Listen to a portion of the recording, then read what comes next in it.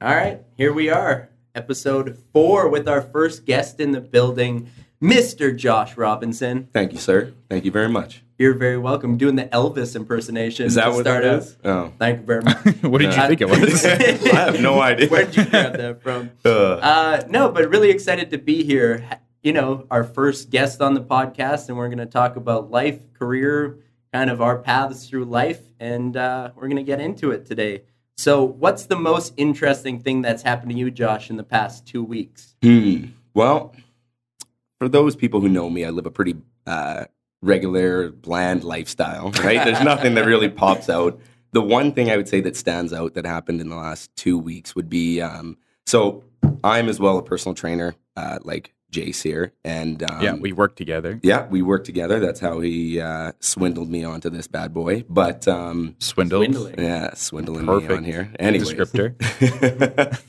But I'd say the most interesting thing that happened to me was I was in between clients at the gym and just waiting, and a person randomly approached me, and they were just saying, like, you know what, I've been watching you train your clients for a while now, and I really want to work with you. I want to get training with you. And for me, it just stuck out because, you know, when you're working, when you're doing your thing, when you're helping somebody, you don't really think about the other people around the gym, who's paying attention to you, the other, you know, yeah, you notice other trainers and what they're doing with their clients, but you don't think of the other members that are just around doing their own thing, right?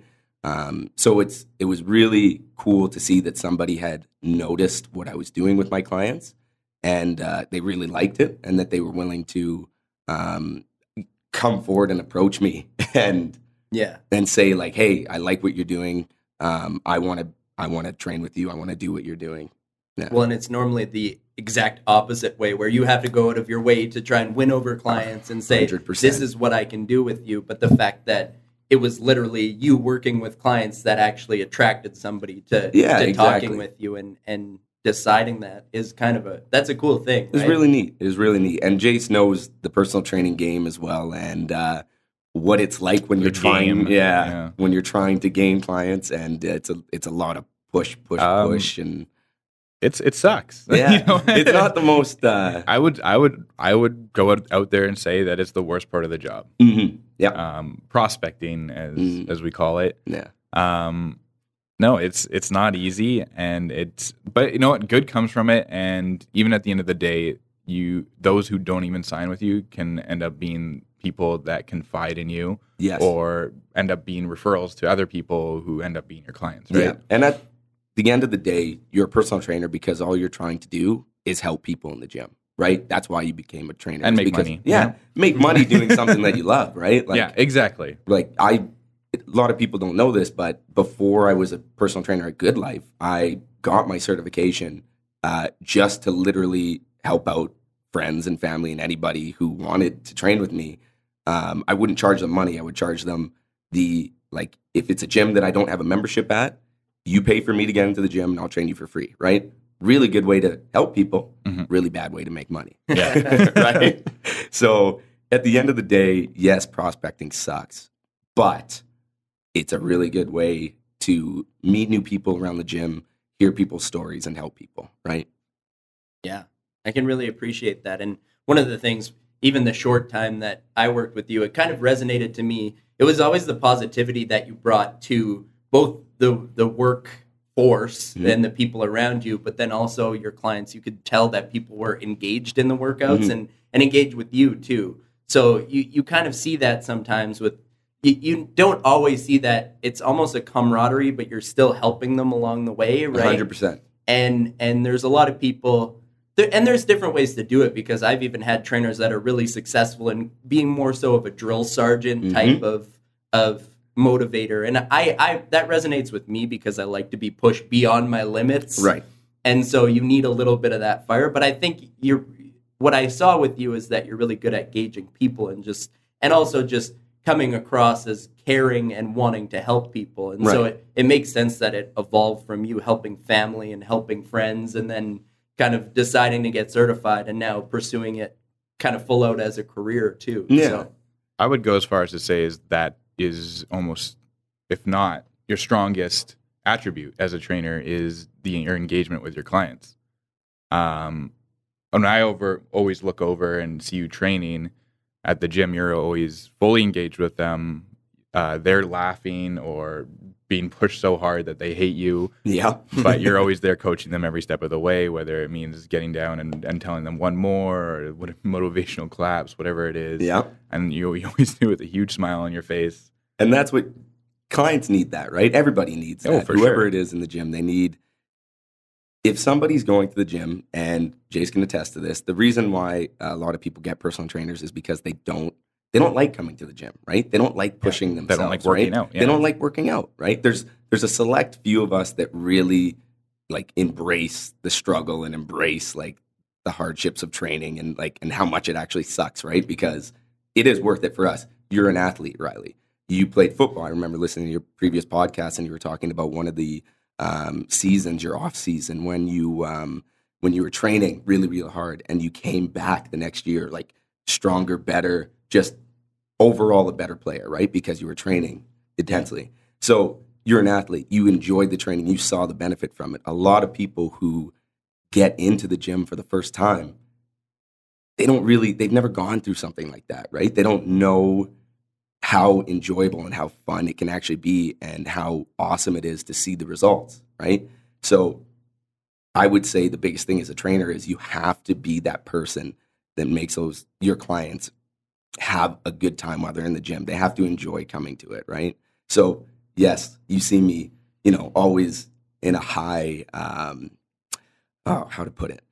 You always see me with a big smile on my face, and I have all my clients laughing and joking around with them and making sure they're having a good time, because that's going to translate into them coming back over and over and over again, and then getting the results that they want, right? Because like I said, a lot of people who get trainer, they don't like coming to the gym themselves, right? Yeah. They don't like pushing themselves. Well, I can push you. Or they're scared or intimidated, right? Yeah, so exactly. You want to take them out of that element. Exactly. It's about gauging those people and what they're wanting from it, but that is very effective if you're going to be positive and make it fun and educate and push them at the same time. It's kind of those different pillars that are going to allow them to be successful in their training and just keep them coming back, right? Exactly. Because they're going to want to see results, but they also don't want to dread going. So it really is a balancing act, like 100%.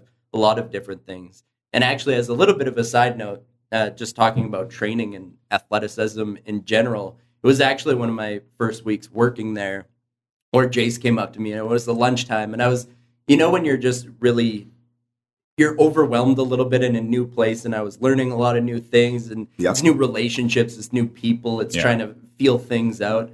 And Jayse came up to me. I had an hour free or whatever, and I think I was eating lunch, and he's like, go work out. And I was like, man, I don't know if I'm going to do it today or whatever. I might get started tomorrow, because I'd been off and on.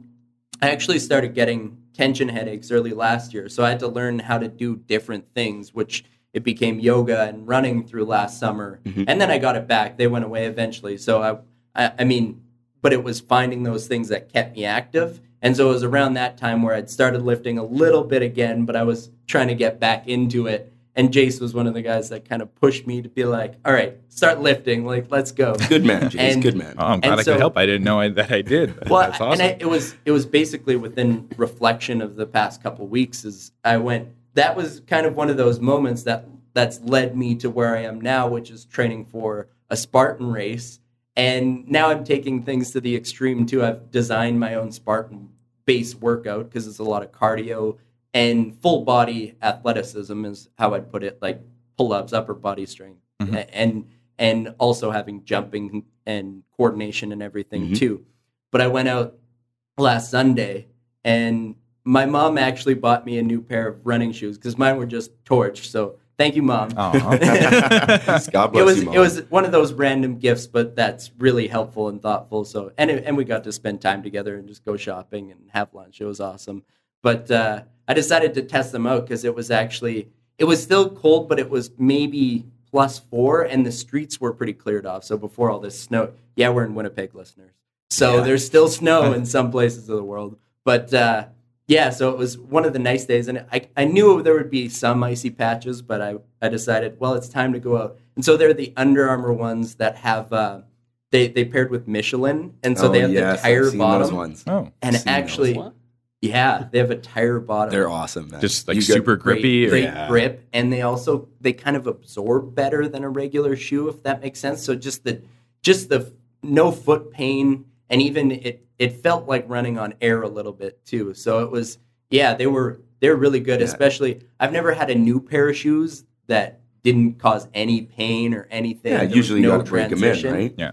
But I decided my goal was to run to Assiniboine Park from my place, which it was about 5 miles away.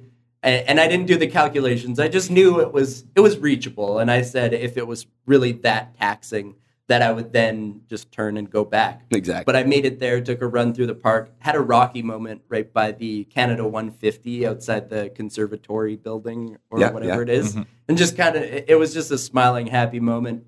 And then started running back. And I went, well, I've ran 10 miles before. Let's go 15. And so... Pushing yourself. I love it. Yeah. I hit 11. I felt great through 10. I was smiling all the way to the park, through the park. Even on the way back, I passed people. And it was just, hey, how's it going? Yeah. Just on my run past people. You had that runner's high going, hey? Feeling the adrenaline and feeling the runner's high. But got to 11 miles, and those next 3 were just That's where all heck broke loose.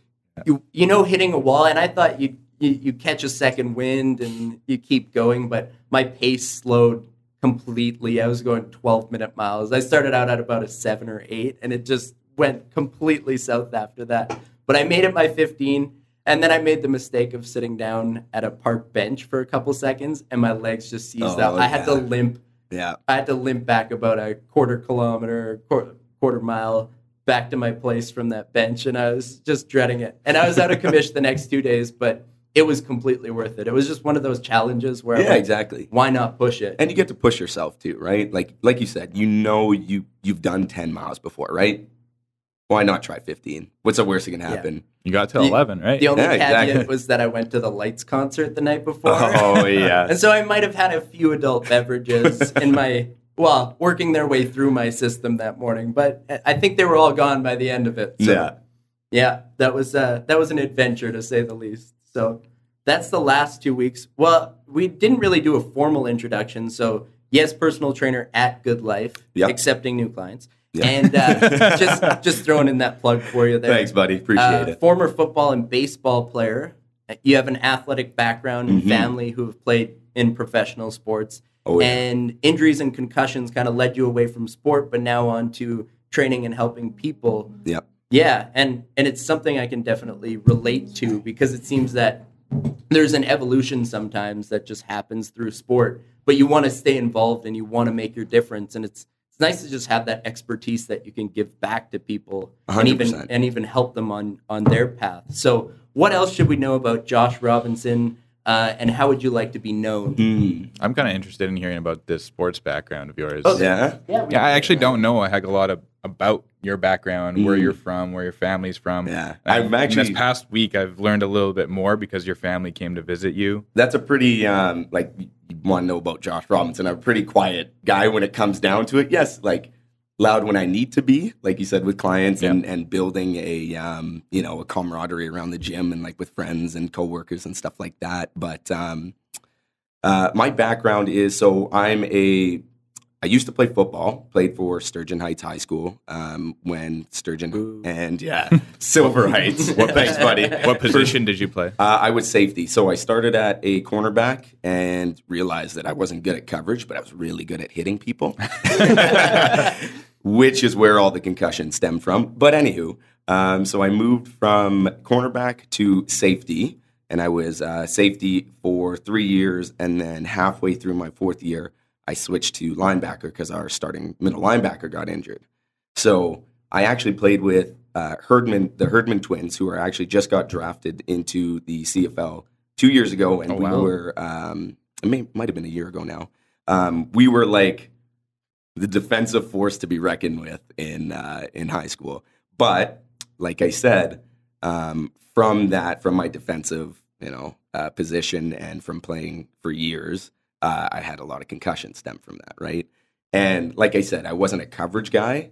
I was like, I would love to hit people. You probably know that as well, Riley, from being a running back and just dropping that shoulder and boom right through someone, right? For me, my grade 12 year, I played basically, I would say a hybrid tailback, fullback. Yep. We had the top rusher that year in Sean. So he was the top rusher from grade 9, I think, grade 10. So I played fullback. It was a little bit of inside and outside linebacker. I played rush end at the second half of the season. We switched to like a 3-4 defense, essentially, and played a bunch of special teams. So I wasn't afraid to hit people. Yeah. It was a lot. And you can't be, right? So yeah, you can't be afraid to hit people in football. So where I'm going with this is from football and from being a defensive player and loving to hit, I got a lot of concussions from that. 8 that are documented, probably more than that. And actually, so one of the sports background is one of my uncles, he used to play in the NFL. He was a linebacker, and he actually got inducted into the NFL Hall of Fame in 2012, David Robinson. And in his acceptance speech, he just said, we need to focus a lot more on concussions in this league, because day to day he can barely remember like his name, what his like where he's at, everything, right? Like, it's a serious health issue. Yeah, sure. Exactly. So at the time when you're young and stupid and playing football, right, you're not really thinking about that. Now as I progress through life, I start to worry a little bit more about it, which is where the ketosis and ketones come in. A little bit later, we'll cover that. But so that was my football. I actually was planning on going to University of Manitoba to play football there, but in my very last playoff game at Sturgeon, I went out with a pretty severe concussion to the point where like I went head on head with the fullback and head on head with the running back, right? Like boom, boom, right? Didn't think anything of it, was just looking down, went back to the huddle, heard the play call, and then like looked up and the whole world was spinning. It was snowing and I was like, oh, okay, this isn't good. Took a knee. Went out, and so I got pulled out of the game. Here's another thing you should know about me. I'm really, really competitive, right? I don't like losing. I don't like being pulled out of stuff or told that I can't do a lot of stuff. So I went out onto the sideline, and about 10 minutes later, I felt good again. I was like, oh, I'm fine. I can go back in. They're like, no, you're out for the game, right? Last game, and they're telling me that I'm pulled out, right? So I waited until the coaches weren't looking. And I ran back onto the field, and like a true champion. Yeah, ran back onto the field and took out the guy who had replaced me. I'm like, oh no, I'm good. Coach said come back in. Right? They didn't even notice at this time. They were arguing with like the referees or something. And so the next play happens, and sure enough, I made the next play. Like I tackled the guy. Might or might not have been another head-on-head tackle. I won't, anyways. So instantly got taken off again, right? So there's a little bit of my competitive streak. I completely understand that. There's something about the warrior mentality. I see it a lot in football, and I would say now the UFC. I'm getting a little bit more interested. I'm actually really excited. My favorite fighter happens to be Rose Namajunas. So the female, she's, I want to say straw weight, but it's, I think, 115. But she's just got the warrior mentality, but she's also, it was great after she had won the belt, and the girl she faced is known as the Boogie Woman, Joanna or something. And so basically plays the bully role, and Rose came in as kind of this humble warrior, which I've kind of talked about as being my outlook. And so I heard an interview with her on Joe Rogan, but it just, her personality shone through, and it just, and in her post-win speech, she was in tears, and she's just like, this doesn't mean anything. She's just love each other. Just be friendly. Be kind to people. And it's so funny that in that moment that she's a warrior through and through. She just knocked out somebody who was heavily favored to beat her. Yeah. And she went, just love each other. And I went, it's kind of funny because I see myself in that, but I also see myself in that same, how you go in after you're hurt. One of my best games, I actually partially separated my AC joint, so partially separated my shoulder. It was under 17 football, and I knew I wouldn't make the team if I went out at that moment and I was in pain, I kept moving my arm around. It happened in a hit directly through the middle and went in the next series. And just on pure adrenaline, ended up rushing for a touchdown, a 22-yard touchdown, got player of the game, and they went, we can't cut the player of the game. So they ended up keeping me that year I believe I was 15 at the time. So it was 2 years younger. But it was one of those moments. And I have so many too, where I have those concussion. I never have had a documented concussion, but looking back, it's more so on reflection. I would say there are 2 definite and probably 4 that I've likely suffered. What's the difference between a documented and an undocumented concussion? I guess it's just official? Or? It's just official. It's basically they used to say you got your bell rung, right? Yeah. So it's you got your bell rung and you got back out there. That's a non-documented concussion. You get your bell rung and then you go get checked out and you tell the doctor your symptoms and stuff like that. And they're like, yeah, okay. And you've suffered a minor, medium, major concussion. And that's part of the issue, though, is maybe saving people from themselves, especially when you're in a hyper-competitive nature and in sport, right? So you have that expectation of coaches and players that you're relied upon to do your job. And if you're a fiery competitor, like I would say we are in football, that you want to be in there and you want to help. So you almost stay away from the trainers at all costs because you don't want them to know anything's wrong. And that's just it. Like, where I would say I get my, like in football especially, where I got my competitive streak was, and here's something about my family background with sports. So my dad played in the CFL, right? He played for Hamilton Tiger Cats, Saskatchewan Roughriders, and the Blue Bombers. He won the Grey Cup with the Blue Bombers in '84. But other than my dad, I have 2 uncles that played in the NFL. One uncle got, like I said, inducted into the NFL Hall of Fame in 2012, I would believe it was. And one uncle got drafted to the MLB by the Los Angeles Dodgers. One cousin plays in the NFL right now, Trey Burton. He plays he just won the Super Bowl with the Philadelphia Eagles. He just got traded to the Chicago Browns. Bears, sorry.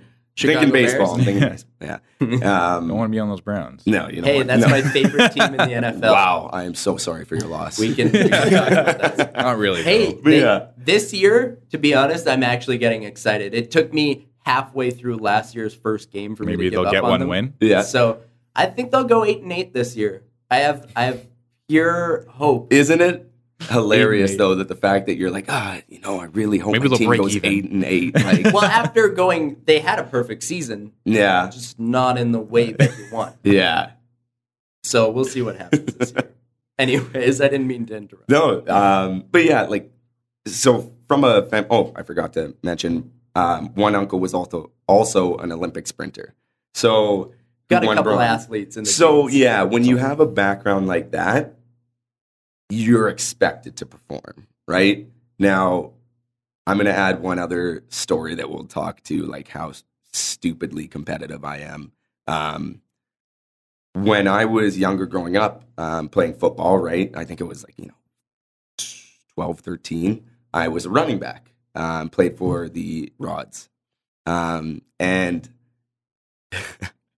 I had very bad asthma growing up to the point where I had to have like a puffer with me all the time, right? I've since grown out of it, thankfully.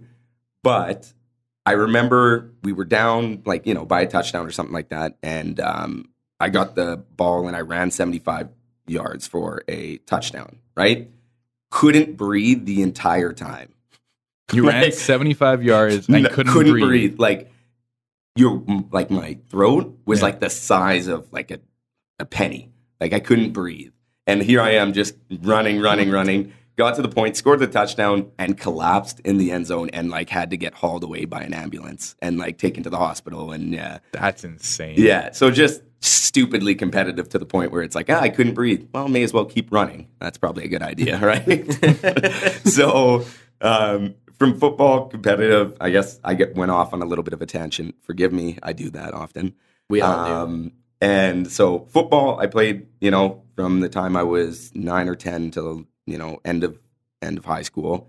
Luckily for me, I played baseball during high school as well, and I had that to fall back on after I was done with football. And So I was a center fielder and outfielder, and I went to University of Winnipeg. I signed there as soon as high school was done.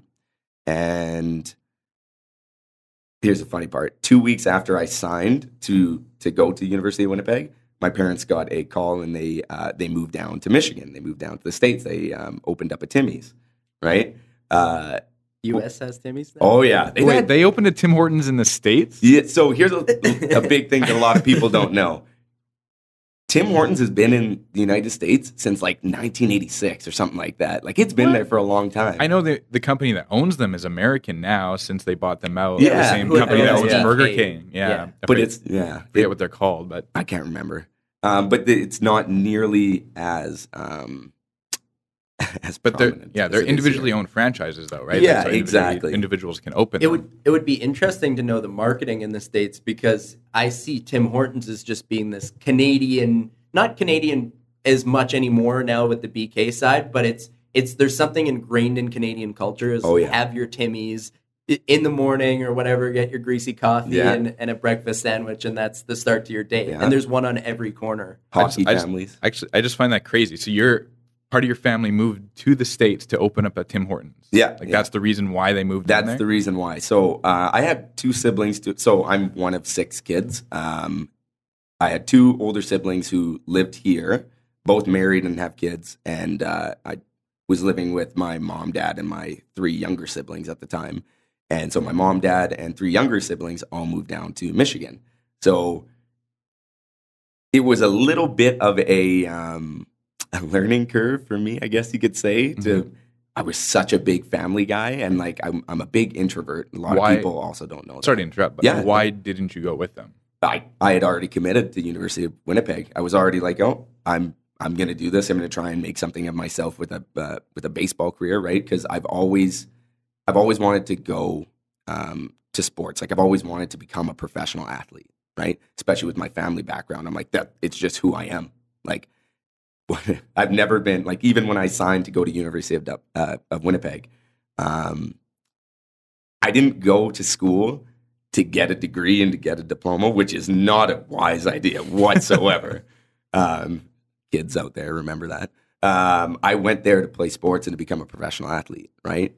And wish I would have focused a lot more on the schooling side of everything, and would have went somewhere with that.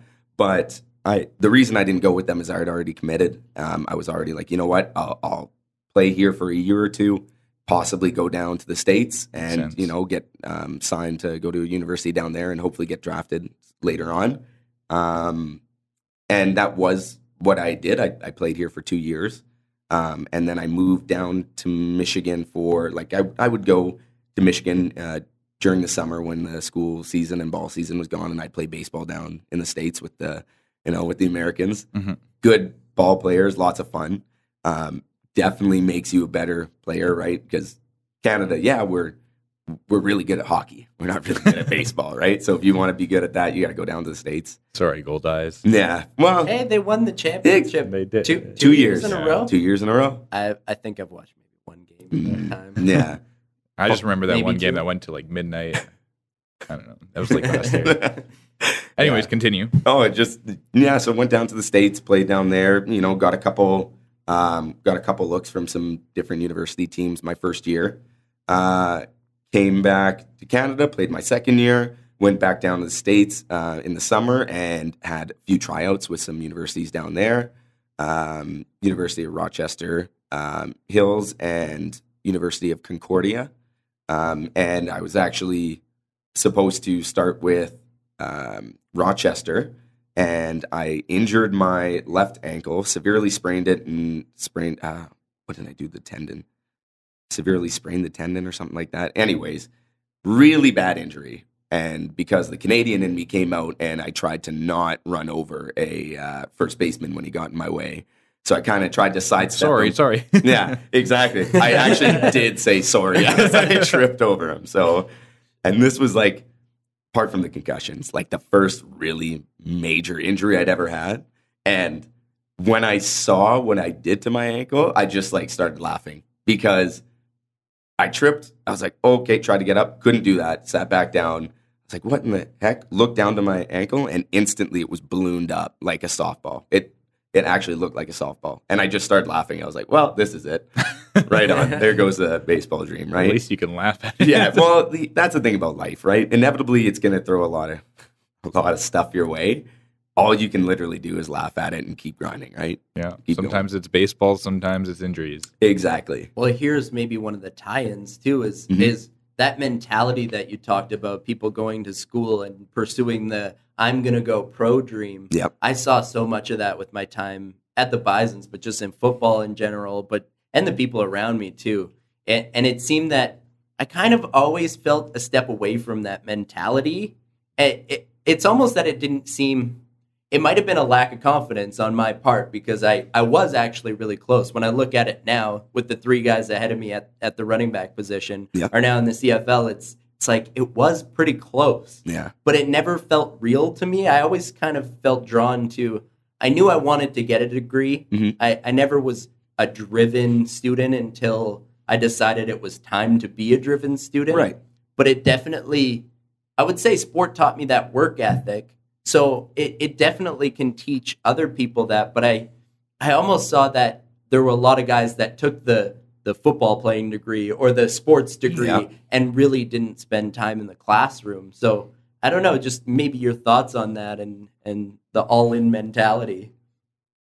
It's a really good way for an athlete who puts in the work and who's willing to go, all out and go that extra mile and put in the work. Really good mentality for them because they'll most likely get there, right? They'll most likely do the work necessary and achieve the end goal. However, for the people who have that mentality and that mindset, but are not willing to put in, like you're not willing to train, you're not willing to, do the extra practices or, go to the gym and do the extra work and all that stuff, but still have that all-in mentality, like I'm gonna go pro, man. Like you're out partying on the weekends and stuff like that. Like just be realistic. Be realistic. I strongly believe that if you want to be the best at anything or get into that hierarchy that is the considered top tier, you have to be the hardest working person in the room. 100%. Or in terms of sports on the field. Yeah. I love that Dwayne Johnson line, right? Yeah. Like be hungry, be humble, and always be the hardest worker in the room. Yeah. Right. That is on one of the inspirational quotes somewhere. Somewhere on the wall here. It might be in the other room, but that's one of my favorites too. Yeah. I love Dwayne Johnson, man. That guy's his story about how he also he was trying to go pro. He was, and he played barely a game in the CFL, right? Yeah. And was cut loose. Yeah, exactly. And returned home with, like he said, 7. That's why his company's called $7 Production, right? Because he returned home. He literally had $7 to his name, living on, I think it was his parents' couch at the time, and really didn't know where he wanted to go. And then all of a sudden, he just had to make something of himself, right? But that's that all-in mentality right there. And maybe it doesn't translate to sports. Like he tried it, didn't work out for him. But then he went home and he turned that into something else, right? Like that all-in mentality that you're talking about. I love it for athletes because it's that confidence and it's that drive. And if they're willing to put in the hard work, they can do something of it. But for life as well, with whatever it is that you're trying to do. That's why I love the gym so much and I love working out, is because it's that if you're trying to change your body, change your life, it's that all-in mentality, right? It is, yeah. I gotta go there. I gotta work hard. I gotta, eat right. Gotta do all that stuff. And if you do it for a week and then go off for a week, and you're back and forth, flimsy on your conviction, so to speak, it's not. You're not going to achieve what you want to achieve. Yeah, I always tell people, and I tell my clients this too, especially because in the good life. And the way they sell is you buy two times a week, 3 times a week, or 4 times a week, right? Which is all fine and dandy at the end of the day. But I always preach to my clients, I'm like, if you really want to make this something that's going to be long lasting and you can maintain it for a long period of time, which is you're going to have to once you get to a certain point, you can't just come to the gym, get the results that you want, and then, hey, I got my body that I wanted. I can stop working out altogether and go back to my old lifestyle. That's not the way it worked. Now you have to maintain that lifestyle, right? Exactly. So you have to find some sort of enjoyment in it. Oh, yeah. But you also have to go hard. And I mean, and I personally believe that you need to work out at least 5 times a week. And the reason being is not so much for the workout itself, but you're building a habit more than anything else. Exactly. We are the product of our habits, right? Right. Like, so you can come to the gym 2 times a week. That's great. You're changing. That's awesome. You're doing something that 97% of the other people in the country aren't doing. mm-hmm. That's like ties into my favorite quote ever. You know that. And we'll get What's to that the right. favorite? Yeah, actually, just do today what other people aren't willing to, so you can do tomorrow what other people can't. My favorite quote. Right? Who's that by? I can't recall who it's by, but I just love it. And that kind of ties into what my beliefs, and I talked about it on the last podcast, is you can't guarantee tomorrow. So act now, right? Yep. Always do what you can now, and then tomorrow will fall in place. But to go back onto my previous point, is that, yeah, you can come 2 times a week. That's great. You're, like I said, you're doing more than 97% of the other people in the country. Yep. However, you're also, how many days are in a week? 7, right? Yep. You're coming 2 out of those 7. So there's 5 days a week that you're possibly letting yourself go back and revert to another part of the lifestyle where you won't want to come back to the gym. So you come 2 days in a row, let's say, and then you have 5 days off. What happens next Monday when you have to go 2 days in a row again, right? Are you going to go? Yeah. Or are those 5 days going to accumulate into a different habit? Exactly. Right. Really easy to be comfortable at home, and just you get home from a long day and you're like, you know what, I really don't want to go to the gym today.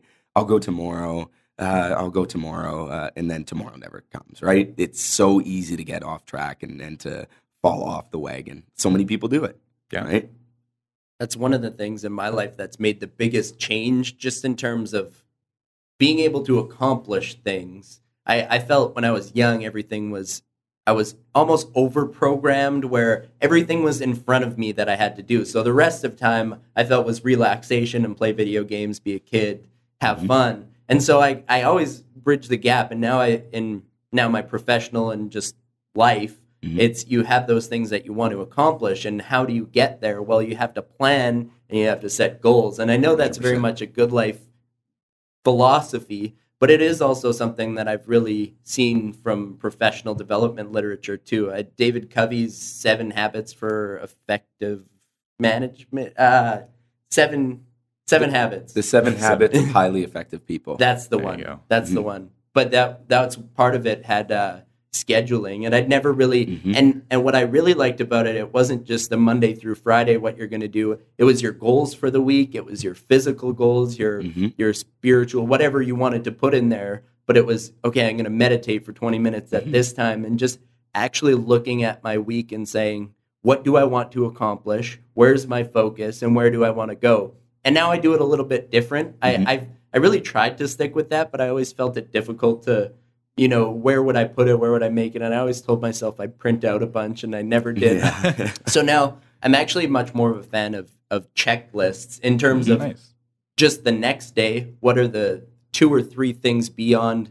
And I'm regimented in my training now for the Spartan race, and then there's work. So it's you already have those things, and then you have to eat. So you only have so much time to work with. So it's usually the 2 or 3 things on weekdays, and then on a weekend I'll just sometimes Friday afternoon slate out the 12 things I want to accomplish for the 10 to 12 that I want to do on the weekend, and even have that forgiveness if I don't finish all 12, because exactly. You're human, man. You have to be realistic, and you got to live and accomplish what you want. But I was maybe interested in what you use for planning or goal setting. Or So I've only recently stumbled upon this within the last year, because I've been reading a lot about, personal development and stuff like that as well, and setting goals and doing that kind of stuff. And I love the Productivity Planner, the book. I can't remember who it's by, but it's just basically a little book that you write down, okay, what are the major things that you need to get done this week, right? Plan that, right? Plan the major things you need to get done this week. Okay, once you're done those bad boys, what what's a secondary task that you need to get done, right? Yeah. After you get that, if you get done all those, what are the additional tasks, right? So planning that way, for myself personally, has been very, very helpful, and it's helped structure my life a lot better. I have pretty consistent, like, a morning ritual, and, like, I guess the way my day is structured is very, it's the same every time. Like, I'll go a little bit into my morning ritual. It's like, wake up, go take a shower, cold shower. Cold shower. Cold shower. Yeah. So I got that from... I could not do that. It's actually a lot easier than you may think. The first 2 times suck, I'm not going to lie. But then you just get used to it, and it helps really wake you up in the morning. And I'll try to wake up typically at 6 a.m., but I'm trying to get up at 5 a.m. Haven't been able to break that barrier. I'm the same way. So I have like the set. I'm like, okay, I want to wake up at 6 a.m. Every single day, but it ends up being 7 a.m. Yeah. But like the way I look at it, I'm like, well, if I want to wake up at 5 a.m., I'll probably start waking up at 6 a.m. as well. There's always that like buffer area that I give myself. Guess what time I've started waking up at? Well, I think your Snapchats have shown, or your Instagram stories. What is it? 4:20, 4 o'clock? 4:40 was the latest one. It's the Jocko Willing trying to get to 4:30 a.m. every day. Well, there's the ones that wake up at 3 a.m. every day. I don't understand that. To me, that's because you would have to go to bed just in terms of getting enough rest, which I actually find important. But I'm fine with going to bed at 9:30, getting up at 4:30. That's 7 hours. That's fine. Yeah. But anything beyond that, I've kind of made it the 5 a.m. wake up because I almost don't find there's no buses. I usually bus downtown to work. So there's not necessarily there. I don't need that much time from 4:30, but I just like making it that challenge and that habit. And then I have more time to work with in the morning too. So, but the 5 a.m.s become pretty standard, at least on Monday, Fridays when I do early morning cardio. Yeah. And I even like to have more time for my Spartan-oriented workout on Wednesdays. So it's about 3 times a week now that I can do it. But it's torturous, but in the right way, because I know why I'm doing it too. Exactly. And it's actually been really rewarding because I actually look forward to waking up because I'm doing a workout in the morning, or maybe I'll read to get some meditation done. I haven't done that yet, but it is a goal of mine to start doing. It's awesome, man. Definitely start that as soon as you can. Well, I meditate frequently and really enjoy it. I do different forms I've already talked about. I think of it, there's active meditation and relaxation meditation. So I say active as being a little bit more conscious about what you're going through and just be in tune to your thoughts. So things like tarot are really good for that, I find. And it's a personal experience. But then there's the opposite side, which is I have the Calm app, which I really like. It was a nice way of starting out, and they even have the sleep stories and stuff too. So that's nice for relaxation and just kind of getting more in tune to yourself and just bringing whatever your feeling is. If you have an overwhelming stress or something happening, then it just brings you back down. So that's been the experience I've had lately. I like it. That's great. There's a key principle when both of you were talking about planning out your day, your weeks, and it's crazy because this blew my mind when I first found out about it, and I only found out about it when I started working for Good Life, and it's because of our boss, who said write it down, and he explained to me. I'm like, because I asked him one day, I'm like, why do we write my numbers on this board every day? I could just tell you the numbers and then go about my day and try to get a better number, right? And he's like, well, because it makes it real. Yeah. And you write something down, you're bringing something from your mind into the physical realm. And so you're more likely to try harder when you write something down. So this plays into writing down goals or just writing out schedules and prioritizing your week, right? Exactly. Colin, do you use anything for scheduling or planning? No, but I do like what's being said, especially about the writing things down. Like I'm thinking of making, checklists of what I want to accomplish during the week, and as Jayse pointed out, the writing it down, and you can actually see it, and you can check it off, and like to me the check mark is a big thing. Once you can say, well, I've accomplished that. Yeah. That's it's a good feeling. Yeah, exactly. It makes you feel good that you've done something that you said you were going to do. Yeah. Right? Like holding yourself accountable. And then the other side is prioritization, right? Like and I mean, and I've used this before, this analogy is if you had to eat a frog every day, when would you eat it, right? And well, why wouldn't you get it over with the first thing in the morning? So you have to there's no way around it. You have to eat it at some point during the day, right? So eat it first thing in the morning. So then that way everything else in your day seems so minuscule in terms of, so that's your priority, right? Your priority is to eat that frog and then everything else falls into place. I have been on the other side before. I would say one of the things that I was hesitant about in the beginning was always I enjoyed spontaneity. And I would say I'm a creature of adventure. I'm all about the journey of just going out, doing something, and having an awesome experience that you didn't necessarily expect. Yeah. And so there's something natural about that to me. But I saw it. It just ended up too many times where you go out with friends, or you try and find that to where it doesn't happen often enough for it to actually be successful. So you might as well plan to have those nights or those times within you accomplishing a bunch of different things. So I would say that transition's a big period. I don't know if it's adulthood that's kind of brought that on, because I think some people are born with that they're for whatever reason, they're driven, they're goal setters, they mark everything down that they want to accomplish. Yeah. And I didn't necessarily have that. It was kind of, let's do what's in front of me. Mm-hmm. So I always found I was good with that, but not necessarily with planning. It's got to be developed in a lot of people, right? Like it's got to be. I think it's more of a nurture thing that's developed over time.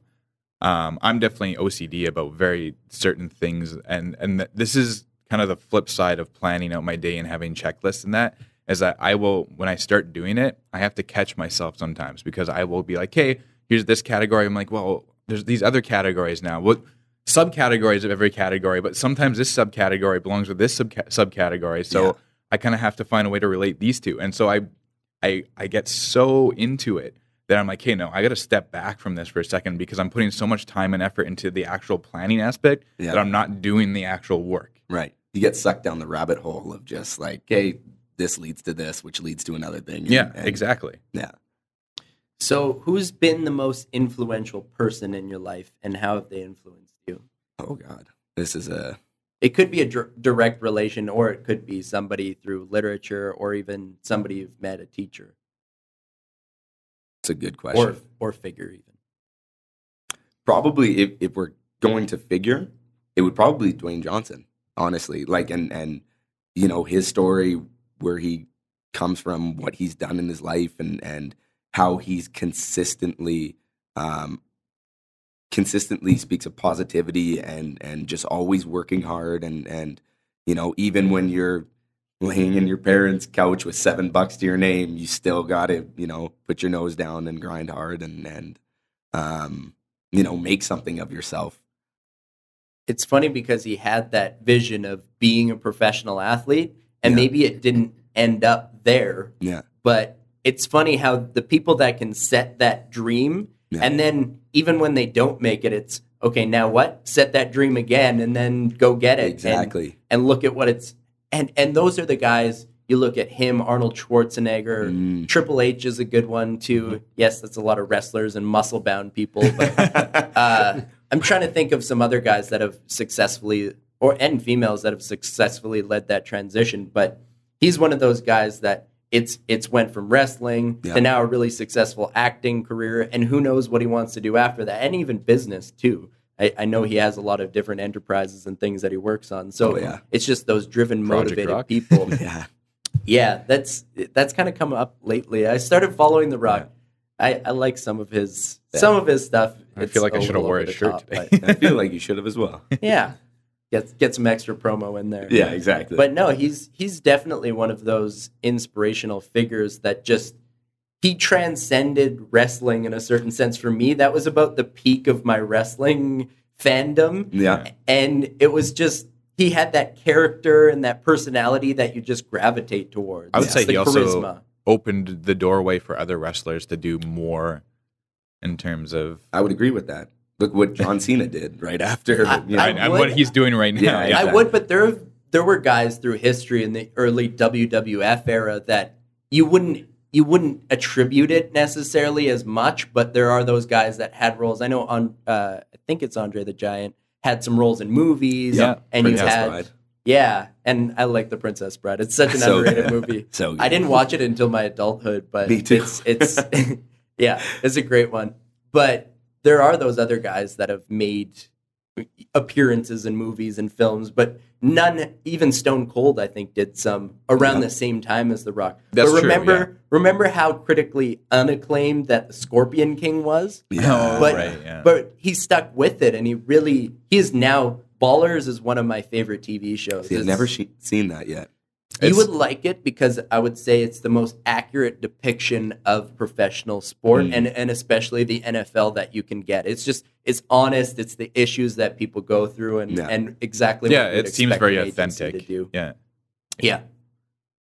Yeah. There we are. So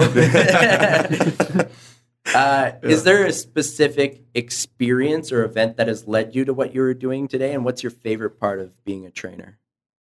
Specific event or experience. I could say, get a little deep for a second here. Good. So after my sports career was done and I no longer had that dream to kind of hold on to. And like I said, I was really just in university for sports. And after I basically injured myself and I was out and I was like, okay, I can't play sports anymore. I came back and I was kind of just not lost, but I didn't really know where to aim, right? Which direction to go into. But the thing that was always a constant for me was going to the gym. Like it was always just going, working out and making yourself feel better, right? So I remember just every day where, I was not having a really good day or I just was feeling aimless at the time or anything like that. I would always go to the gym. I remember one day I went to the gym 4 times. I went to the gym in the morning, went home, went to the gym in the afternoon because I was having a bad day, went home, went to the gym again in the evening, went home, and then woke up and went to the gym at like 2 a.m. or something stupid like that because I was like, I just need to go. Like, I need to go home, and feel better. So because I was so drawn to that because that was the one place where it's like, you know what, you're just here, you're working on yourself, you're making yourself feel better, you're pushing yourself hard, that everything, all the hard work that you're doing right now is paying off. And even though I was always an athlete, I was always a really chubby kid. I'm not gonna lie. My nickname here's don't use this And that against could be me. something we could talk about too. That's how that transition happened. Yeah, that's my nickname growing up was actually Chubbs from my family. Chubbs Peterson. From your family? Yeah, no from my less. family. Chubbs Peterson. So I was always like, always trying to work on myself in the gym and stuff like that. But to go to the gym and actually see my body changing and and know that I'm feeling better mentally. And it was really, I guess you could say it hit home that was the place where I should just, I should work, with people. I should bring my friends and family there that we're having a hard go at it or, we're having a tough time in life and they need something to do. They need something to make them feel better. Come to the gym with me. Trust me, it'll make you feel better, right? Just push yourself, work hard. This is only benefiting you. Why not, right? Just do it properly. Just don't hurt yourself, right? So I segueing into that, I guess you could say it was because that was a place where I felt so at home and so natural to be.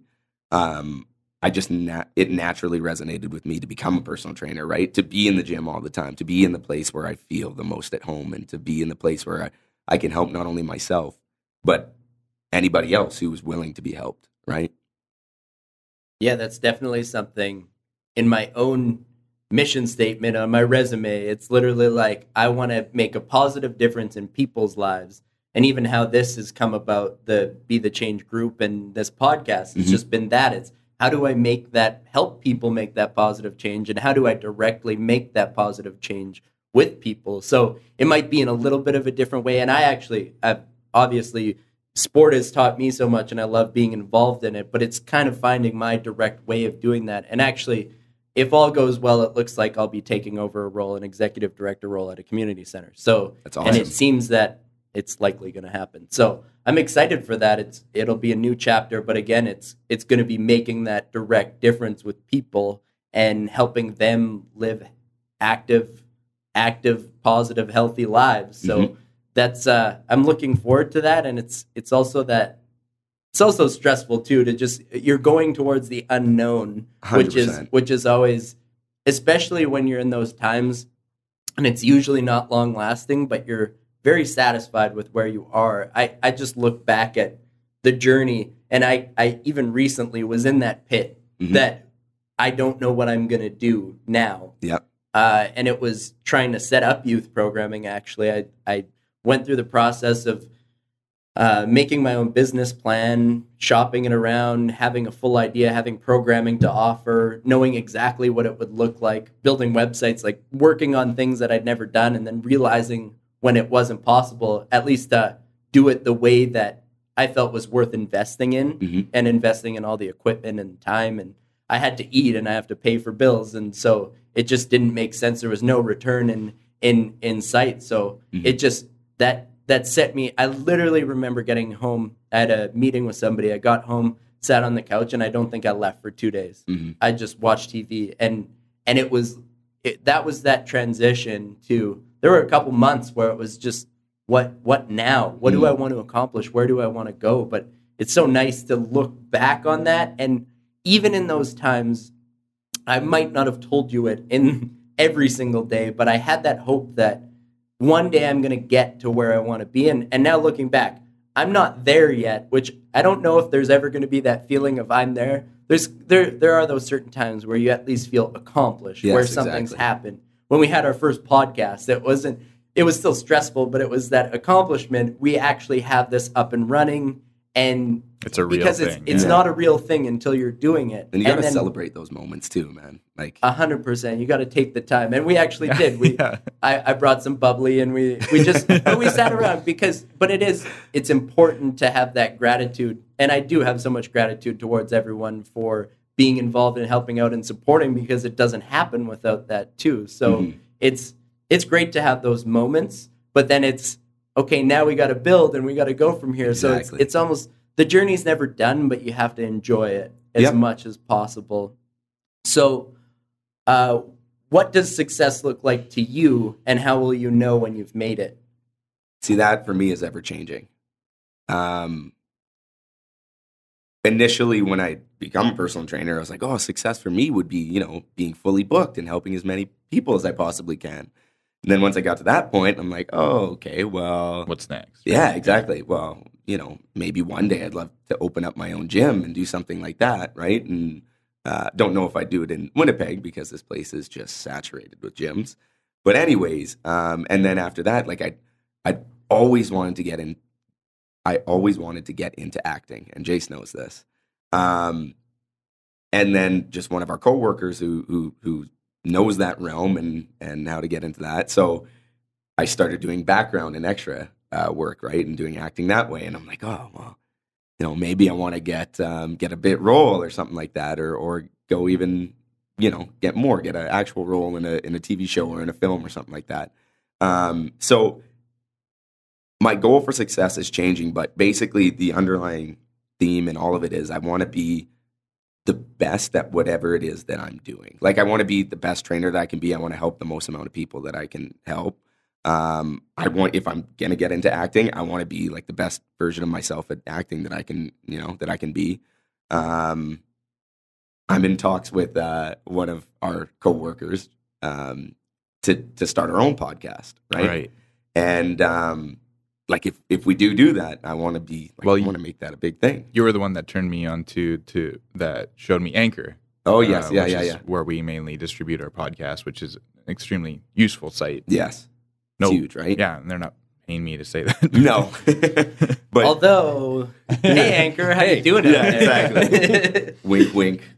But yeah, so success for me is ever changing, and I know a lot of young people, we want success one way or another. But realistically, what I think it looks like for me is just being the best version of myself. And I know that's a cheesy line, forgive me. But it's terrible. Yeah, I know, I'm just the worst. But being the best version of myself and consistently and constantly growing, right? Becoming like just reading, taking these courses, doing things like this, which like I said, I'm an introverted person. To me, this is terrifying to do, right? Open up like this for, however many listeners will be hearing my voice, but beautiful radio voice. Yeah, just the beautiful radio voice. Radio face for sure, but but you're here, right? Yeah, so. Exactly. And like constantly trying to do things that, will make you uncomfortable, but will make you grow as a person, right? Yeah. So I always tell people, I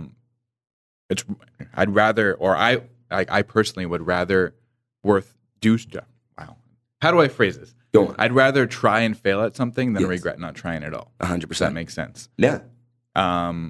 And I think people are so scared of trying, and you don't realize what's the worst that could happen. Mm-hmm. And then I always do this for myself. I'm like, and this actually for this podcast as well.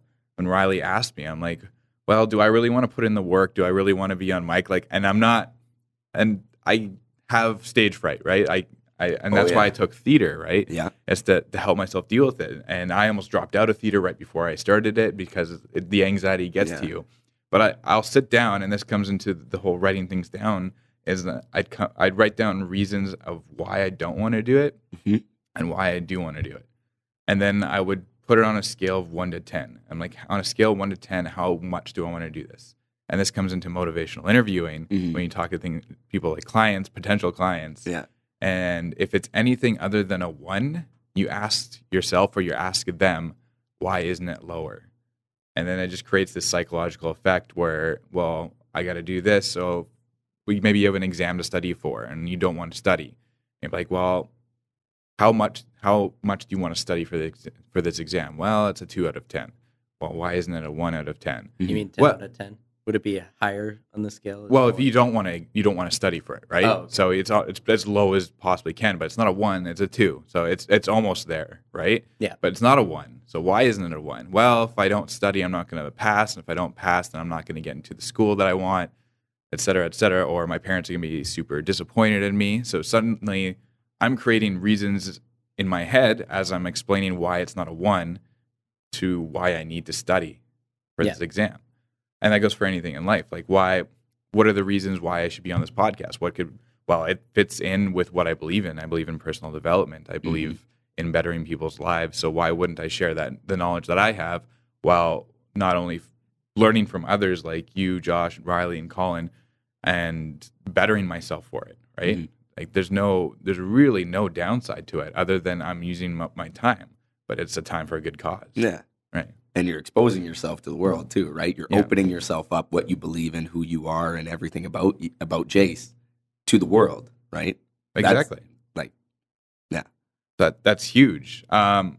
So you kind of touch base on possibly opening up a gym somewhere. Is that like a future prospect for you? That would be like a future prospect for me, right? Like I'd love one day to be able to open up my own gym and be my own boss and stuff like that. But realistically, right now, need experience and knowledge, right? This is like a 10-year goal, 10, 15-year goal, right? So at what point, and I know you're an avid reader because you've recommended, I don't know how many books, my book list between you and Eddie has grown twofold since I've started working at Good Life. What kind of got you into that whole personal development, like into reading and kind of bettering yourself? I honestly, I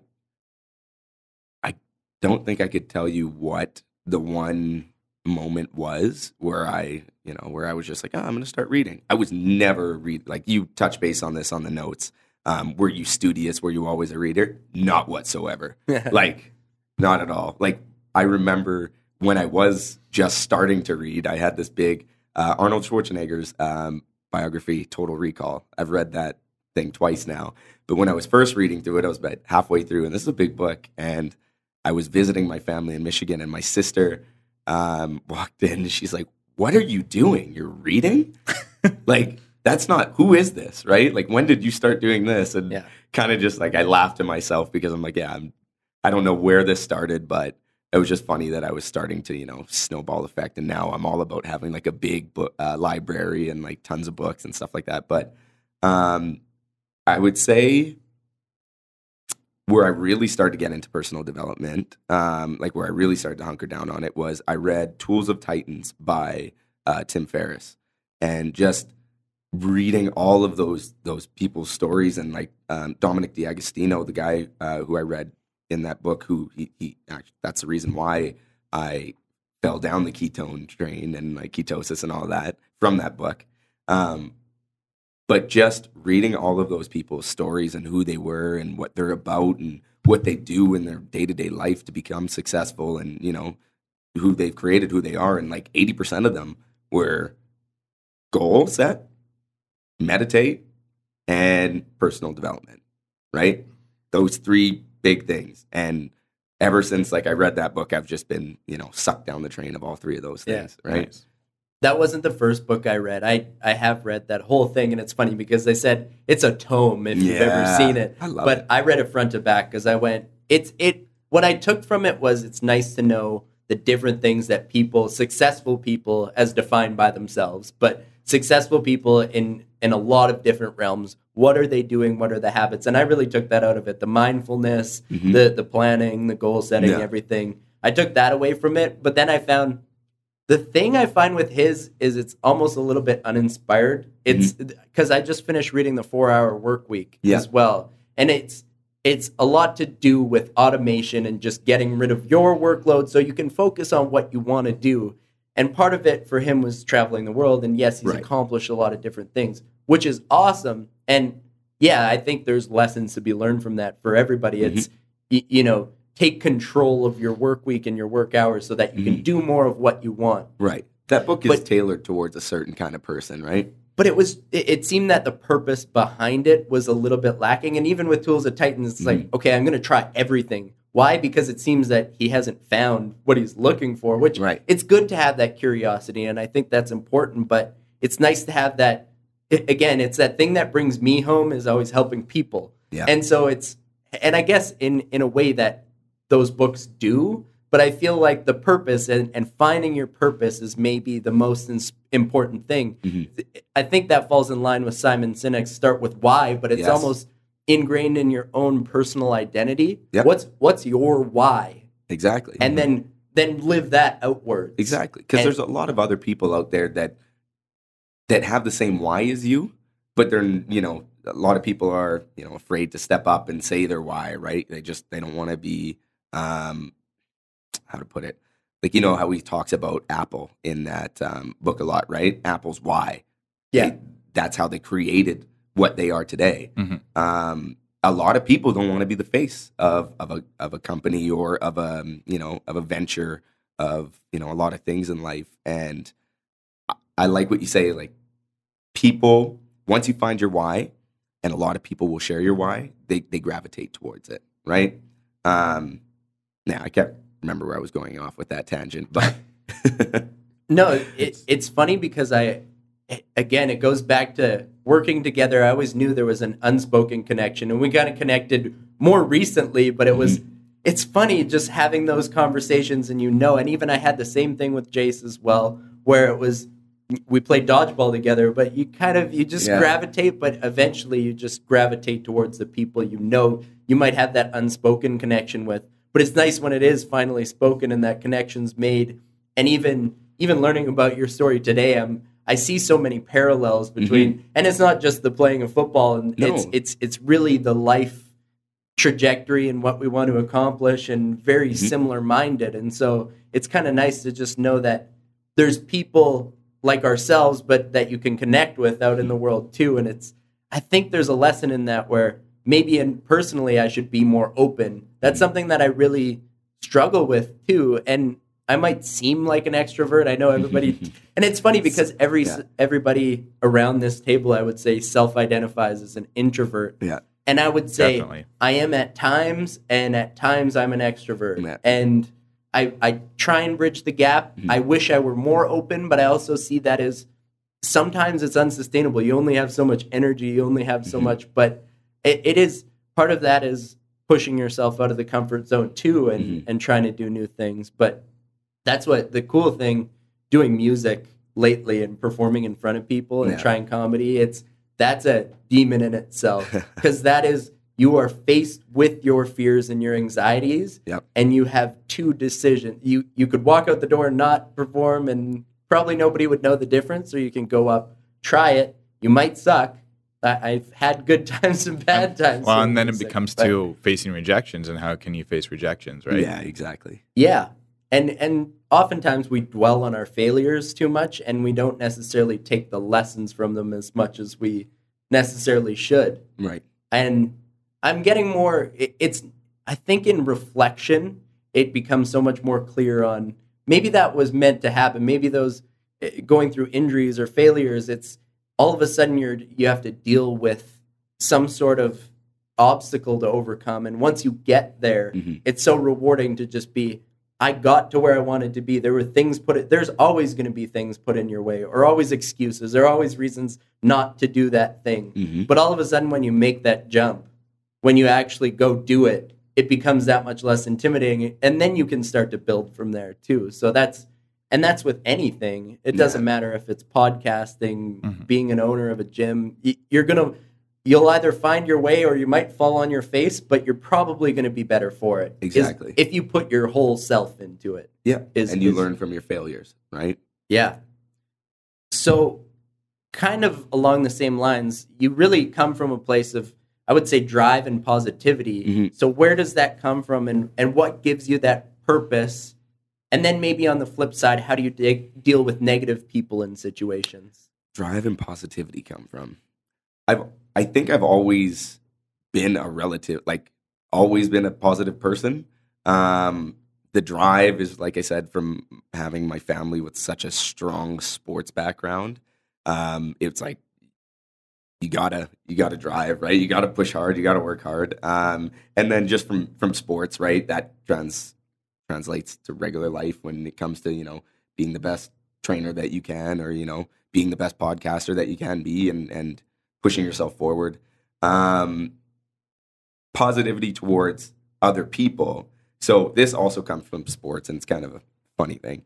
You want to know what the biggest award that resonates with me that I received growing up? Sportsmanship. So it was cool to me as a young kid growing up that sportsmanship was rewarded, that it was noticed, that people, reacted positively Something that to it. Everyone should be doing. Something that literally everyone should be doing. Yeah. Right? You should just try to be a good person. Like, it's just morally right? You should try to be friendly. You should try to make other people happy. You should try, to be a good person. And especially through sports, because I played football, I played baseball, I played, across Canada, I played in the United States, like with a bunch of different teams, a bunch of different players, and being positive and having that sportsmanship is that's the thing that makes a team and like a group of people gel well together. Do you know what I mean? And perform well together.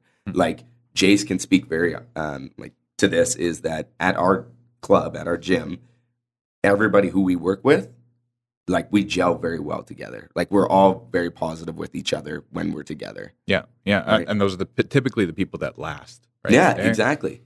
It's always the people that are willing, they're saying hi, they're smiling. Yeah, exactly. So you're saying I'm a little bit of a black sheep. Well, I think we're tailoring this more towards the trainer side. Yeah, let me tailor this towards the trainer side. I kind of knew that's what you were talking about. I really didn't take any of that. So I just thought it was funny. Yeah. Interesting that you bring awards into it. And when you brought up sportsmanship, I was like, crazy, because I actually was thinking about this the other day. Yeah. The award that's always, and not even in sports and academics and anything really, the award that's always kind of resonated with me the most is most improved. Because everyone looks down on it, I feel, or maybe that's just me and my personal opinion of it, is that like you have the top performer and that's the biggest award, and then your last award and like, hey, most improved, right? Because they weren't the top, they might be the middle of the pack, but maybe they came from the bottom and got to the middle. Yep. Right? But it's the gap, right? The top performer is the top performer. And then the most improved got that much closer to the top performer. Yep. Like that, to me, that's huge. Keep going. Good. Well, I just laugh because I won most improved player for my time in high school. And on a AAA, so the top division championship winning team. And so part of that, and it was funny because I run into one of the coaches. I still help coach as much as I can too. Nice. But one of the coaches said, I voted for you the most valuable player because I mean, that year I did play offense, defense, specials, and had a really good postseason too. Yep. But so I take that with a lot of pride, but I never really took winning the most improved. Nobody wants to win the most improved, but it is funny to be like, yeah, I came in, they called me Rudy. But I think I haven't there's still guys to this day, especially the guys older than me, that called me Rudy because I came in grade 10 and I have a later on birthday, so I hadn't really hit the growth spurt yet, so I was probably 5'7", but I was chubby, I wasn't in great shape. Yep. And then all of a sudden, flash forward, I'm 195, but I had a six-pack in grade 12, and I'm 5'9", but I was strong enough to push people around and play fullback and not leave, and in good enough shape to not leave the field. So it was nice to have that experience. See, when I see someone getting the most improved, I just think like, wow, that person must have put in so much work to get to where they are. And if they keep going on that tangent, they're going to be that top performer, whatever the award that may be in the future, right? And it always boils down to mentality. And the analogy I always use is if you are a runner, for example, a marathon runner or just a sprinter, and you run with people who are slower than you, yeah, you're always going to win. You'll always be the top performer, but your time is not going to get better. Yeah. However, if you're always running with people that are far better than you, Olympic runners, yeah, you're going to lose by huge amounts every single time, but your time's always going to be better. But you'll get better. So you're always improving. Exactly. So I'm not speaking ill of the top performer, but the top performer has its limit. Yep. And even when you become the top, I forget who said this, but you have to treat yourself like you're second best, so that you're always improving on yourself. Because if you treat yourself like you're the best, you're just going to fall off. Exactly. Something about being surrounded by highly motivated, driven people, right? People that are really good at what they do, that will pull you up to their level, or at least make you try, right? Yeah. Make you try harder so that you achieve more. Yeah. So most improved, right? Yeah. Yeah. I think before we lose sight of it, this is kind of be on the back of my head, is talking about kind of your fitness regimen, supplements that go with it, and then kind of leading that into ketones, unless Riley had something else to add to the No, previous. we can go on this for a bit. Yeah. I'll add one more thing to one of the questions you asked, because I didn't answer one of them, which was, how do you deal with negative people? Positivity. The only way you can combat negativity is with positivity. Because if you just allow them to be negative, negativity breeds negativity, right? And it can be toxic sometimes.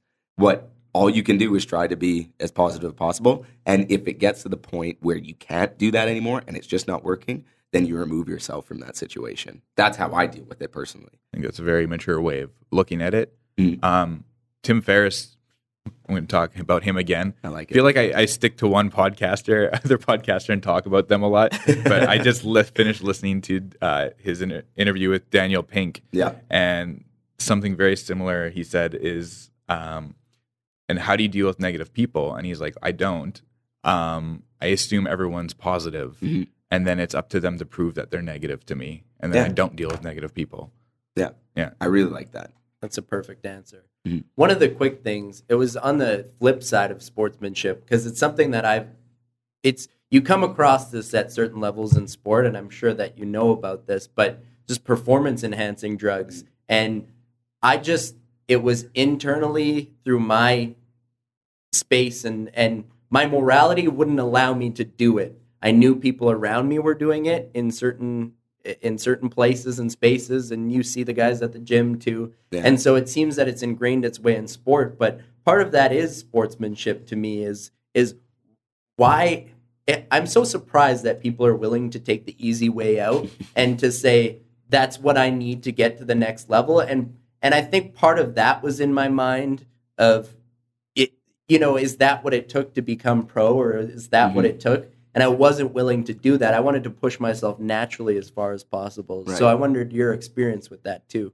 From football wise, I can't honestly remember anybody using performance-enhancing drugs or anything like that. I know with baseball, when I went down to the States, not here in Canada, but when I went down to the States, that was something that was prevalent, right? But here's my viewpoint on that. I do not condone it whatsoever. I don't like it. I think it's cheating. I think it's, it's just, you should enjoy the struggle and the grind, and then you can really appreciate the rewards because you know that it was all you and it wasn't something else.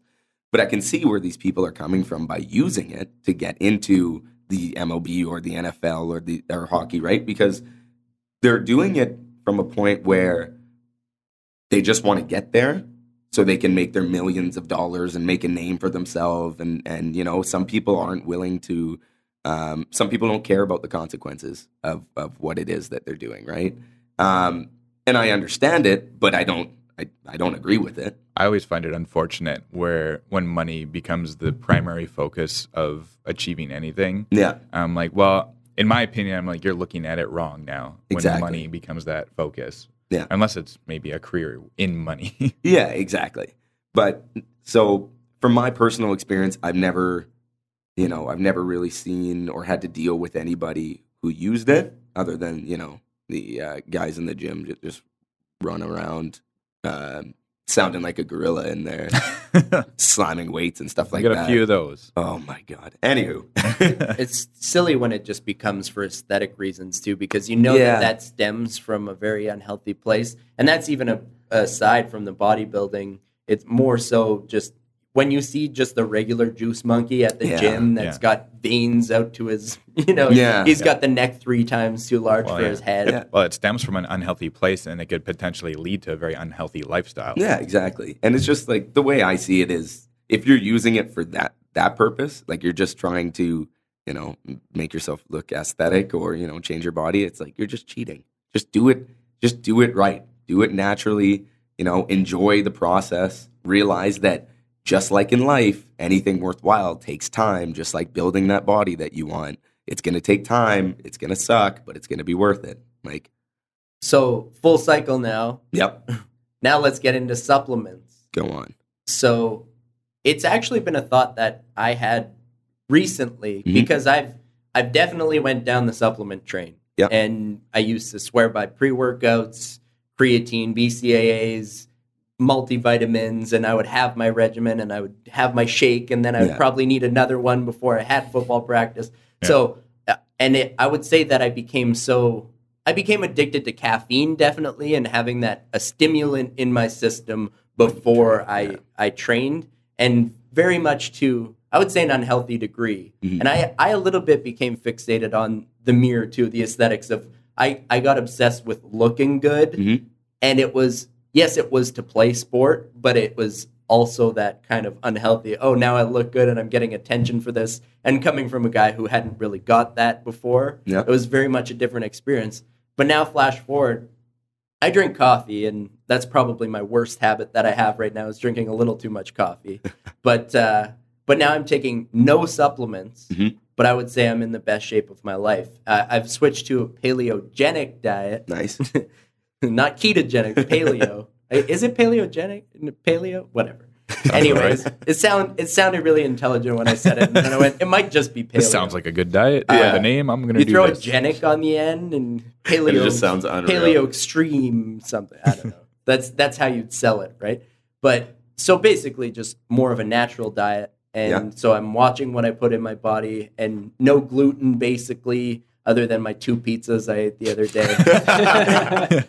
I said that that's a life accomplishment, and I did not set out to do that, but I was so unsatisfied with my Gotta introduce you to ketogenic pizza. Yeah, exactly. I really do. That and the waffles. So good. So, anyways, I wanted you to get into supplementation, the ketogenic diet. What's drawn you to it, and what should we know about it, and what's so great about it? So, supplements, very much like yourself, I used to be like, BCAAs and pre-workout and creatine and glutamine and, protein powders. I got to have my isolate. But no, I need my,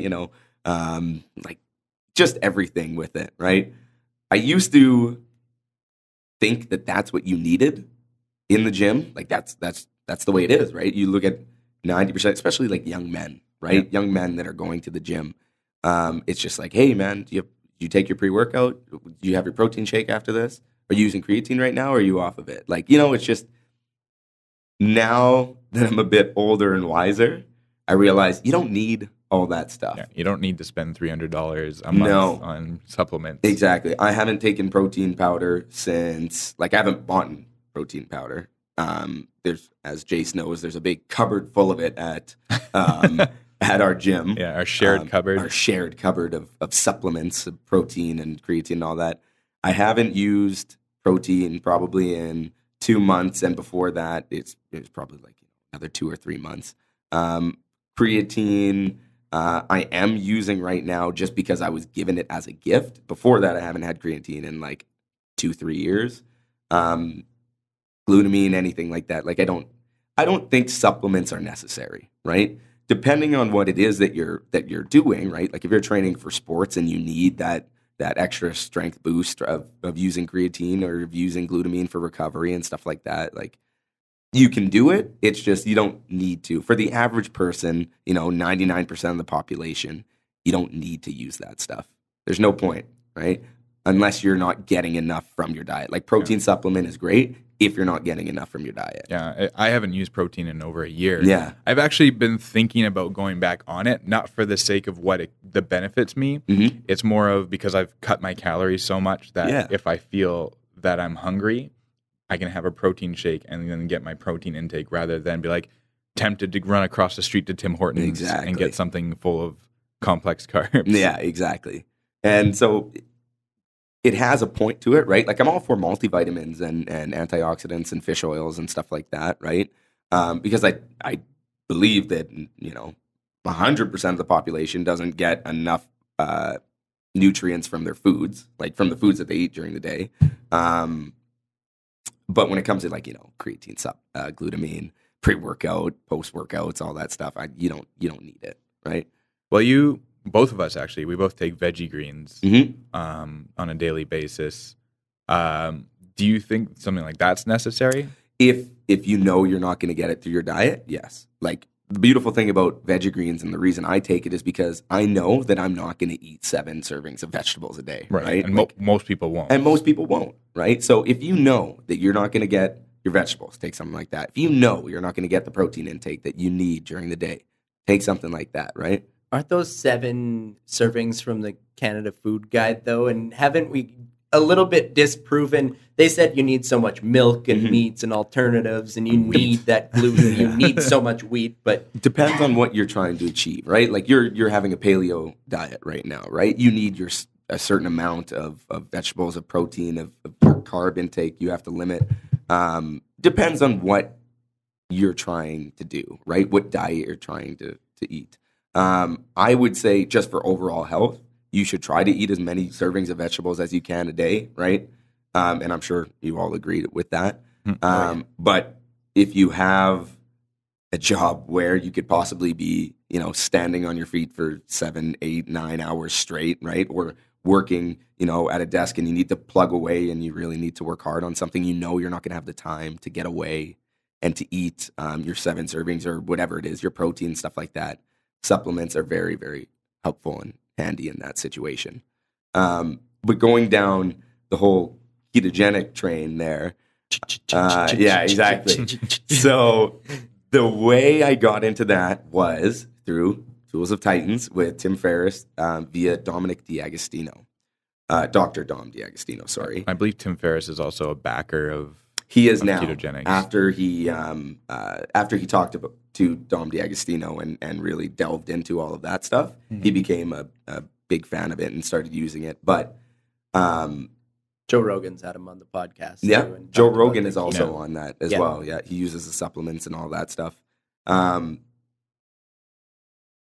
Mainly the reason why I got into it was the brain boosting capacity of it, because it's proven that your brain works better off of ketone bodies than it does off of glucose, right? Your brain runs smoother. It thinks better. It works better, right? Think of it as glucose is, regular fuel and ketones is premium fuel, right?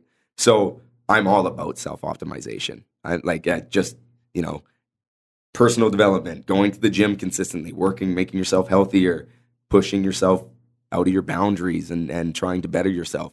I'm all about just trying to be the best version that you can be, right? Because another good quote I like is memento mori, which from Ryan Holiday, ego is the enemy and the daily stoic and obstacle is the way. Jayse knows this one very well. Yeah. What does it mean, Jayse?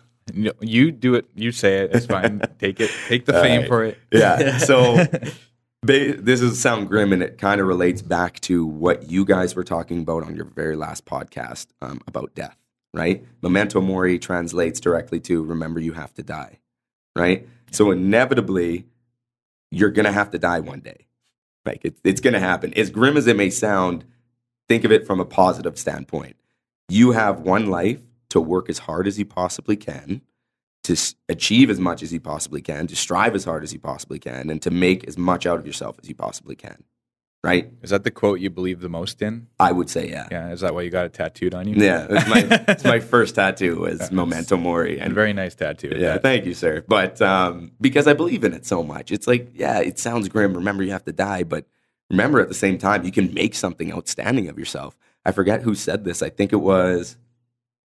I remember Jim Rohn said it, but I can't remember where the quote is from. And it's, let me phrase this properly. God gave us the dignity of choice when achieving how far we can possibly go, right? So you have the choice, whereas, a tree doesn't have, this is the way he worded it, a tree doesn't have a choice in growing as tall as it possibly can. Dog doesn't have a choice in being, the kind of dog that it's going to be.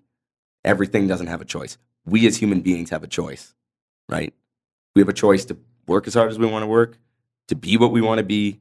If you just want to sit back at home and watch TV all the time and, be lazy and not really make something of yourself, go ahead and do it if that's what makes you happy. But you also have a choice of how you interpret every situation. 100%. That walks back to that positivity, negativity aspect as well, right?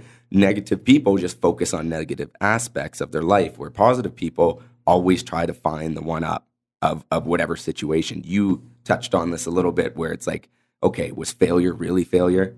Or did it just bring you closer to something that you want to achieve? And it's funny because part of it seems ingrained too. There's certain people, and it's even direct in the circle, where you can tell the people that have a negative outlook and that have a positive.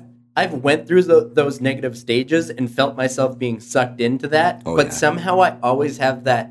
It's almost a light, and that's probably just for the fact that everybody says there's the light at the end or whatever. But I've always had that hopefulness that you can bounce back and you can really achieve, you can get to where you want to be. And so even in those dark moments, and I've tried to give up before, but it's something within myself that just goes, nope, that's not what you're supposed to do. And it doesn't work out. Yeah. And so even in those bad times, I've found my way through, and then on the other side, kind of risen up again and built myself better than before. So you almost need those. I see that as very much the Taoist. You hit the bottom and then you rise back up. And so there's two sides of the coin, right? Mm-hmm. But it's just part of the human experience a little bit to me. Exactly. And there's not always going to be, it's not always sunshine and rainbows, right? There's going to be some times when life really sucks, and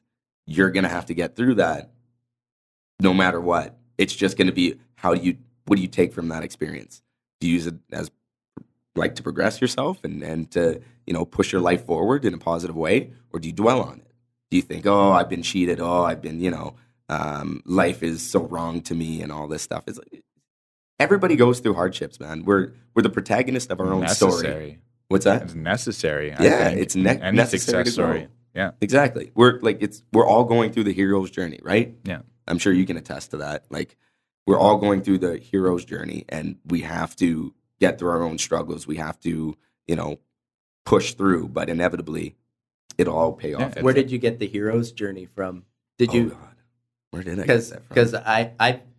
Because Jordan Peterson goes through it in his biblical lecture series, and I found it was really that lecture series. Mm-hmm. I found myself. I would almost say my own Bible of just. it started out as kind of a entertainer's handbook, and it's led into like achieving life handbook and entertainment and all these different things. But I just started writing quotes upon quotes upon quotes. I have the same thing. And just everything he said and all the stories, because it's once you get below the surface, because you can take biblical stories for their words and you can take them for, but it's once you look at context and once you look at, underneath the surface, what the meanings are and what you can take from that and what maybe the hyperbole or whatever it is within those stories, it becomes so much more. The fact that he could open up that experience, like that's a great teacher and a great leader, because he can open up the Bible, something that we've kind of disregarded as not being important, make it relevant, teach lessons through it, and say, I'm not saying you have to be religious, but the fact that this book is still standing, there's obviously a reason that people gravitated towards it so long, why people followed the teachings. So 100%. Let's look at this a little bit objectively and say, what can we take from this? And that's why I love Jordan Peterson. Like, I got that from my boss, Eddie. He's like, yeah, same. Yeah, and especially what he does with religion, like you called out there, just the meanings behind the stories and everything like that. Like I was raised a Christian, and now I would say I'm agnostic, but after being Christian, I kind of just disregarded the Bible and religion and everything for a long time. And then hearing him talk about the stories and what they truly meant and what was the message behind everything, that with me really started to resonate. And I started there's some good stuff behind this. Maybe we shouldn't just disregard it altogether, And I just love Jordan B. Peterson and how he talks about, his book that he just came out with, 12 Rules for Life, An Antidote to Chaos. So good. I've listened to it. Like I do audio books and as well as physical books, and I've listened to it 3 times now, and it's like a 16-hour read or listen, right? And the message that he portrays to everyone. Guess what's on its way to my mailbox right now? Nice, good man. Nice. It's so good, man, and the message behind it, it's something that I feel like every person should read. Every person should try to live by these rules. Yeah. I'm so surprised that he's such a controversial figure and that they attribute him to the alt-right. It seems that if you're any kind of against the extreme left ideologies, that you're now plugged into the alternative right and that you hate everybody and you want to watch the world burn. But meanwhile, it's kind of, it seems like we need these figures that are just pull us back to the middle and bring back a sense of balance to the world. And I feel that he is very much that. And it has been a lot of young men that have gravitated towards it. But even in one of the last discussion groups, one of the females there talked about wanting to start his what's it called? The online writing, the personal authoring, or self-authoring program. And the fact that might become part of university, you're basically the first things you do in university because they've shown it to be so successful. Because what does it do? It maps out your path to success. It makes you set goals. And so you actually take the time to think about, well, where have I come from? Where am I going? Where am I at now? And actually set that up. Forces people to look at themselves. Yeah, which, God, that when you start doing that, it might be the hardest thing. Daunting. And then it becomes so much easier. But you look at the habits, you look at the people, you look at the lifestyle, you have to, the diet, your bad habits. And so you look at yourself in the mirror and you have to objectively go, what is it that I'm doing wrong and what could I do better? And how can I learn from the mistakes of the past? And a lot of people aren't willing to face that. No, so many people build a life around avoiding the problems that they have or the issues that they need to overcome rather than facing them head on and accepting it and then moving past it. It's crazy because that's the past I come from is very much just, I'm just going to ignore that these are even problems. Yeah. Like I'm overweight. No, it's not. I'm not. It's the world around me that's the problem. Yeah. I have no job. It's not my problem. It's everyone else's, right? But no, it's But you. when you finally come to that realization, like you did, and I remember you were talking about that, and I think it was the first podcast, it's like you finally come to the realization that you're the person in charge of your own life. Yeah. Like you can't blame anyone else. It's all you, right? Yeah, you are where you are right now. You are sitting here right now because of the choices that you have made. Exactly. I mean, you may not always control the situations around those choices, but again, you can choose how to interpret it, and you can choose what to do about it. Exactly. And the nice thing is you can always change it. You can always change where you're going, right? Like if you take a real look at yourself and you see that you're on a negative trajectory, you can change that. Change it, yeah. Exactly. We're the product of our habits. I very much believe that. But I always believe in changing yourself before changing external circumstances. Yes, 100%. So Make your bed before judging the world. right. Yeah. Yeah. So what would you, a little bit along the same lines, what would you change about the world if you could? This is evil laugh. It's not meant to be evil. Imagining Josh take the Emperor. Yeah. Emperor Josh at the table. That's what my clients say too. They have an evil laugh. I don't see it. Anyways, you know what? I don't know if it would be something I would change about the whole world. It would just be like it would be people. Don't be so serious. Don't take life too seriously because you're not going to get out alive, right? Like just people get too caught up on things and they let it, drive their life and the choices that they make, and it just drives people crazy. Some of the stuff that said, I love comedy. I'd love to one day, do stand-up comedy, but that's something that I gotta, grow as a person to be able to do. But the comedians that I love the most are the ones that are willing to say this, like the most raunchy stuff that you could imagine, right? Yeah. Because they don't take life seriously, and they don't want other people to take life seriously. It's something that we as people need to get better at, is accepting, acceptance, number one, but just To me, it's finding the enjoyment in the moment Yeah. and having fun. And then on the other side, I think what you were getting at a little bit was being genuine. yeah, Be yourself. Be that fun, goofy version of yourself. And I've kind of, the words that come into my head are, I've kind of started falling. I don't even want to say kind of. I've started falling in love with the person that I am, Yeah. and stop making excuses for being that way. And part of growing my hair out, I know that was maybe one of the first things I said, Yeah. was it's something fun and it's for me and I just enjoy it. I haven't done it before. Why? Because my dad would always tell me to get a haircut. Yeah. And so now it is a little bit of taking that power over your own life, but also saying, what is it that I want? What do I want to project? Who am I? Yeah. Let's show that. And so I feel so much more comfortable with myself than ever before, so much more confident. Yes, that's maybe not in every single area, and there's always evolutions, and there's always changes to be made and places that you can better. But I think that's something about the magic of life, where you keep going forward and you have to figure those things out. You got to live life for yourself, right? Because I was recently talking to somebody about this, and it's just, they would always change for other people, for their partner, for their parents, for their job and stuff like that. It's like, you're the one living your life. Just, be happy with yourself and be happy with what you're doing and enjoy yourself, right? Be Enjoy your happy, life. have fun, and just always try to better yourself, right? Exactly. And that's very much what we've said, I think, a lot of different ways too, is start with yourself. If you're with everybody else and you're letting that influence who you are, you Exactly. probably aren't who you want to be. If you start with yourself, grow outwards, you're probably going to end up in the space that maybe better suits you than those other external influences, right? And it's kind of, it is great to sometimes have those conversations that lead you into a new direction. So there's still opportunity for that, but sometimes we let our lives be dictated by other people too much, is maybe how I would say it. Yep.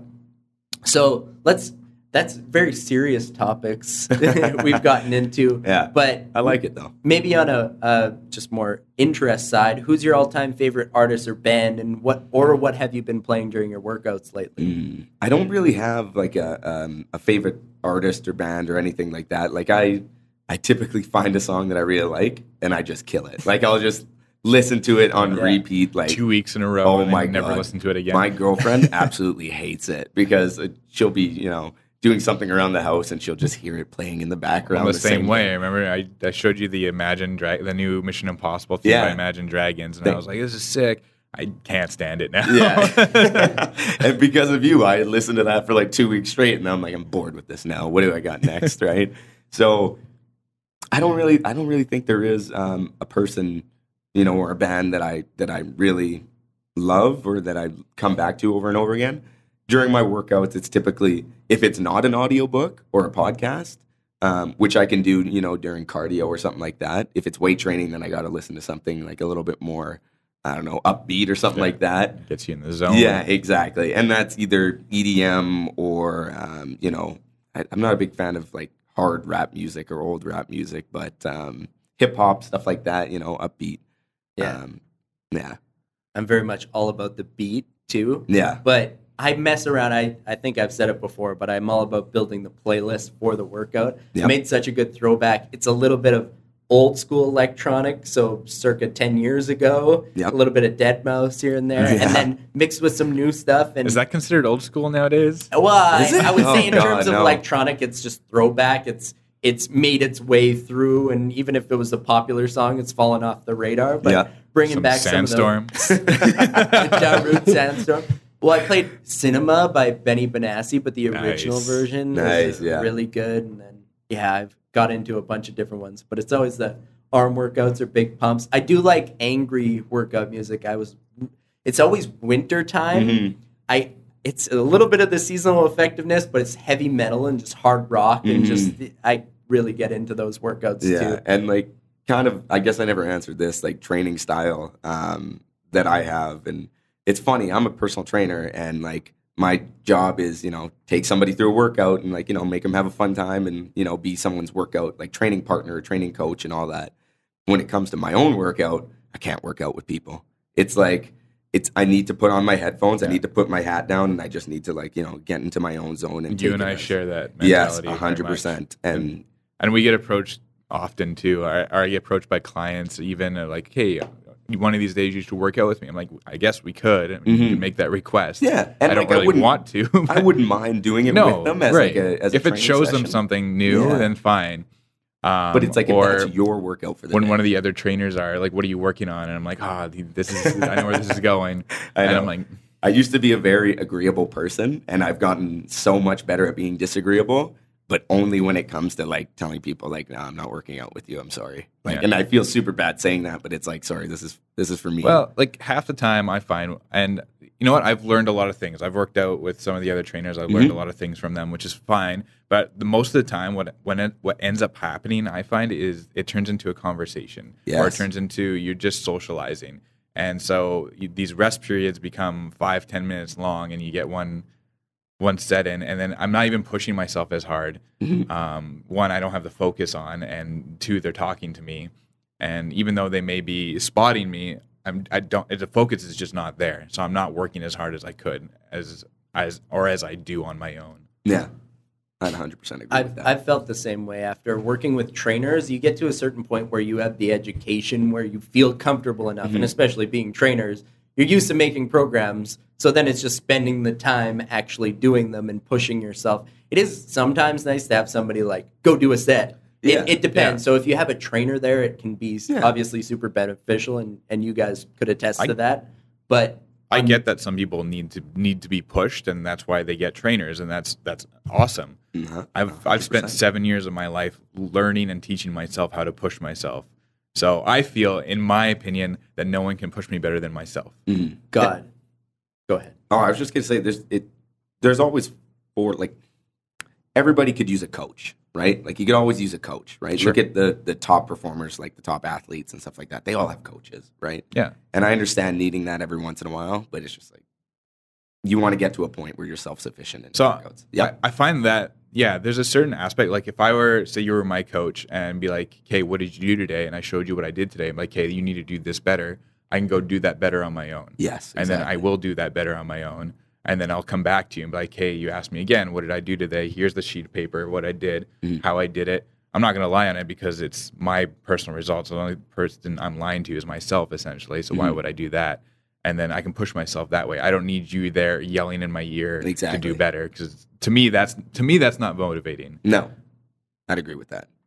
Yeah, just personally, the thing that's driven me is designing these Spartan workouts. And basically what I've been doing is it's a focus on cardio. So I'll do an 8-minute run and then I'll do a circuit of lower body and upper body, but do a bunch of different things in between. And I've never sweat so much in my life. I typically don't sweat a lot in the gym. Yeah. But then with this one, at the end of about 60, 65 minutes by the time I make sweat angels on the ground is what I started doing. I've never heard that. That's awesome. Such a good.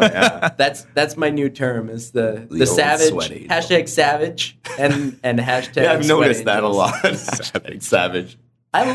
For some reason I've gravitated towards that term because it's women always use the term fierce where they're like, I'm so fierce and I'm gonna go out. The word savage doesn't sound savage to me. Whenever someone says savage, I think of Savage Garden, the band from like the 90s. 21 Savage. There's a bunch of people that have used savage. But yeah, it is a playful term too, because if I say you're a savage, you're not gonna be like, why would you say that? I'm What's not wrong with you? Whatever. But so I'm having a little bit of fun with it basically, is just being like, when should you use your demon side? Well, in the gym, use your demon side. Be a savage. 100%. Lift heavy.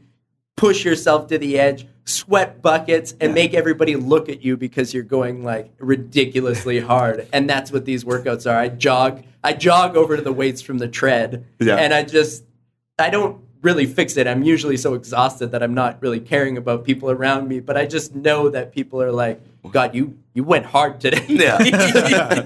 I'm like, good. Yeah. That's how it should be. Exactly. Yeah. I love seeing that in the gym when someone's pushing their limit and you can tell. Yeah. Like that, I'm like, yeah, no, good. Perfect. There's something attractive about that too. It doesn't even have to be, well, I actually do find one of the most attractive things females can do is work out. And when I see a girl lifting weights, and yes, that's not me trying to be a pervy and saying that all I do is check out girls at the gym. But no, there's something to be said about seeing somebody work on themselves and want to be better because especially if you're there, they're on the same path as you. They're trying to get better. So the same thing seeing somebody read a book is they're gaining knowledge. They're bettering themselves. And actually, I think it's probably the most attractive thing that a human can do is if when you know they're working on themselves, you sense that potential. And I find potential to be attractive. I like that. Fair. I guess as we start to close the podcast out here, we're running close to the 2-hour mark. Just kind of want to, from your perspective, like where can people find you? Do you want to put any plugs in there? Yeah, of course. Well, give you the floor. Obviously, I'm a personal trainer at Good Life Fitness Kenaston. You can find me you can find me on Facebook at Josh Robinson. You can find me on Instagram at Robinson the Third. So I guess I should have led off with this, but my real name is not actually Josh. It is Frank. What? Yeah, surprise. No. Oh, you're saying that out loud on the podcast. I know. So that Please people are listening. Please don't call me Frank when you see me. Frank Jr.? Yeah. Well, I'm technically Frank Joshua Brown Robinson the Third. So hence the Robinson the Third. But ever since I think it was like 3 or 4, as soon as I could talk, my parents were like, Frank. And I just said, I don't want to be Frank. I want to be Josh, right? Because who wants to be, junior? So go on. Are you ready to get the parallels even more ridiculous? I really am. Well, my real first name is Thomas. Yes, I remember we had talked about this. My dad's name is not Tom, but my grandfather was. So if he passed away when my dad was young, so I've never known him. But if he were alive, I could then be Thomas Coates III. So just saying that there's another parallel we can throw in. Now I feel like I really need to get this off my chest. What are you going to say, Jayse? My real first name is, in fact, Jayse. Coming But up with what's Sorry, your I middle don't- name? You know my middle name. Well, let's say it out for the world. My middle name is Johannes. Ah, God, I am that's Dutch good. after all. Yeah, that's such a good Johannes. name. I would just go by Johannes. Me you should too. You should join the middle name train because Johannes the Adonis sounds pretty great. Yeah, that could does. be your wrestling I was name made right fun there. of for it Well. growing up. That's probably why I don't go. Oh, Fair. With Fair. it, yeah. The scars. The The scars. scars, yeah. At least you weren't Rudy. Yeah, exactly. Yeah. Exactly. Or Chubbs Peterson. That was also fun. But yeah, so trainer, Good Life Fitness Keniston. You know, you can find me on Facebook, find me on Instagram. That's really it, I guess you could say. Are there any other important notes? I'm sure we're close to the 2-hour mark. Not that we like to end things prematurely. Right on the 2-hour mark. Yeah. The drill sergeant Jayse over here. No, just that we're just always working on improving the podcast. So if anyone does have any suggestions, please feel free to slide into our DMs or email us at b.the.change.yps@gmail.com. That's Throwing in the dots for me. Woo! I always love listening to that at the very end of the podcast. I'm like, oh, So here it is. originally, all our social media was like that, Yeah. and then I came in and I was like, maybe we should get rid of the dots, because and then It happened that's because why. it happened because the emails were all taken, and so I was trying to figure so out fine one for that the worked. email, but I'm like, when it comes to like Instagram and that, I don't want to be like, hey, Dot. it's dot. this, but put Yeah. dots in between every word, right? Yeah. So yes, Instagram, Be the Change YPS. Same with Facebook. If you haven't decided to jump ship on that one, Yeah, that's quieted down lately, but it has quite. It just once you're worth billions of dollars, you just sweep things under the rug, and then we forget about it the next day because that's how humans are. I also wanted to thank Josh for coming on the podcast and for just listening in general. I know you've had some really good and positive feedback from the get go, from the first episode, and you're one of the first listeners, if not the first listener. Right on. I like that. So thank you for all the support. I'm sure everyone here truly appreciates it. Yeah, I just want to say, like, I didn't really get to speak much, but I loved hearing your story. It was very inspirational. Thank you. Yeah. I appreciate that.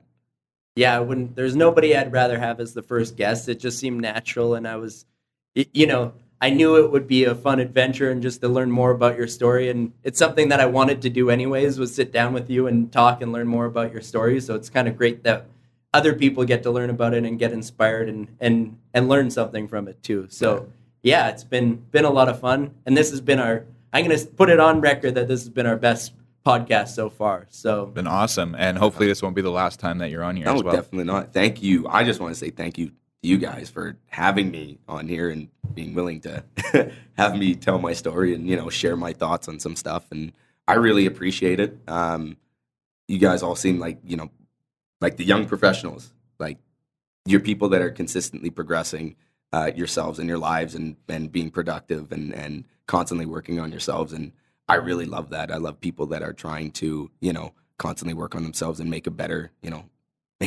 planet Earth.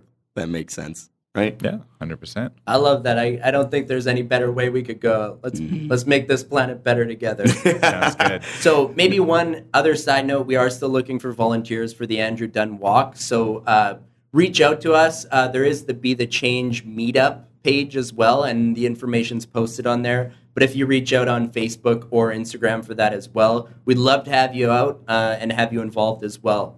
On that note, any other closing thoughts? I think that's it. That's it. All right. Well, thank you for listening. Memento mori.